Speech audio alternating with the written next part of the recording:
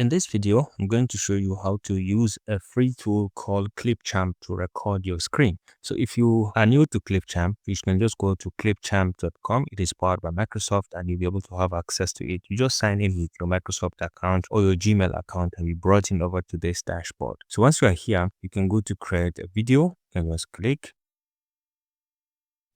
And once you are here, you can come to the top left. You can click on record and create, and then you have these much options. You can record your screen, you can record audio only, or you can create text to speech. For this, we're going to do screen only, so we click. So you're going to define, let Microsoft access your microphone. I say yes to this, and then you can define the access. Okay, yes. And then you can define which microphone you're going to use over here. And once you select it, you can just go ahead and click on record.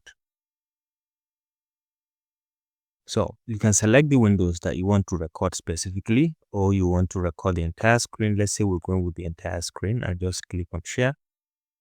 And right now you're recording the screen. Okay, so let's try something. Let's open something and let's try to navigate around and see for ourselves some few things. All right, so let's say we've recorded our screen. So if you want to stop the recording, you can just come over back to Clipchamp and then you can say stop sharing. Now you have finished the recording. You can say save and edit.